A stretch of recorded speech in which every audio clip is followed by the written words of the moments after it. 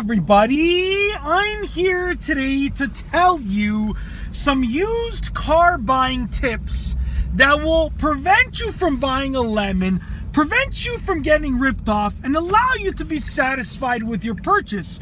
Now let's get right to it. The first tip is to get the car looked at by either a professional like a mechanic or just by someone that knows about cars.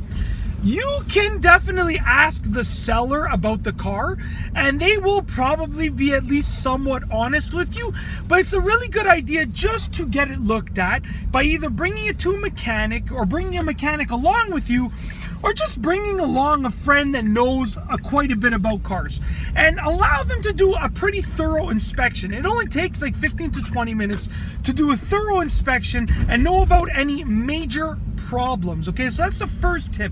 Get it looked at. The second tip is to negotiate. Now, almost every seller, every person or institution that's selling a used car is willing to be negotiable on the price. They're willing to go down on the price a bit. And that is good for two reasons. Number one, it can save you money. But number two, it actually gives you a little bit of a contingency fund to repair any problems with the car. Let's say that you are looking at a car for $5,000. That's what the person wants for the car.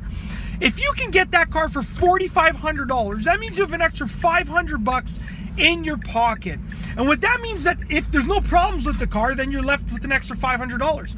But if there is a $500 problem with the car, then the cost is covered because you decreased that price by $500. You bought it for $4,500 instead of $5,000. So the tip number two was negotiate, okay? Tip number three is if it sounds too good to be true, it probably is. I've seen tons of cars, used cars for sale that should cost $9,000 or $10,000, but the person is listing them as $5,000 or $6,000. Those cars sound too good to be true. They probably are. Whether you spot the problem early on or not, there's probably a problem. Yes, they might just be really good deals and maybe the owner just wants to get rid of the car ASAP, but it's probably not the case, okay? They're probably just simply too good to be true. So tip number three is that if it seems too good to be true, it probably is. Tip number four, take the car for an extensive test drive and drive it like you own it. Now, what you should do is tell the person or the institution that's selling the car that you want to take the car for a test drive for like half an hour to an hour.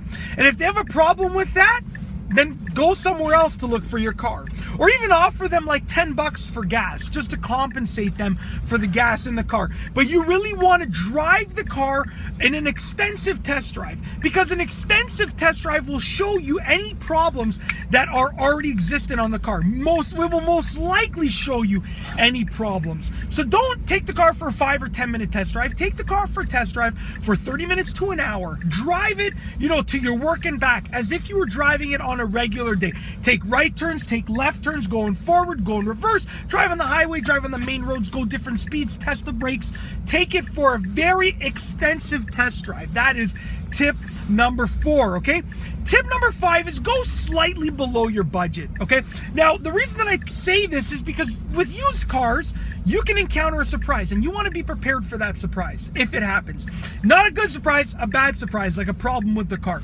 If your budget for buying a car is, let's say, $7,000, then I would recommend, okay, going about 10% below your budget, meaning your actual budget for the purchase price of the car would be $6,300 if your real budget was $7,000, because that leaves you with about 10% of what I like to call a just-in-case fund.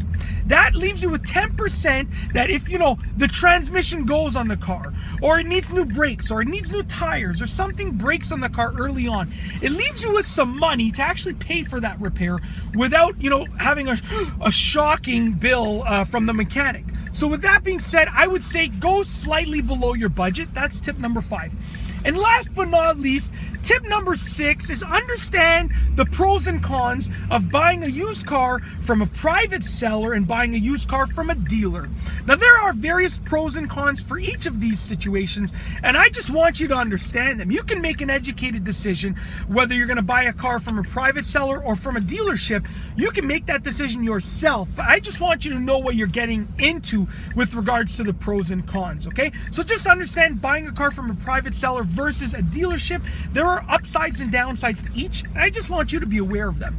And that's basically it.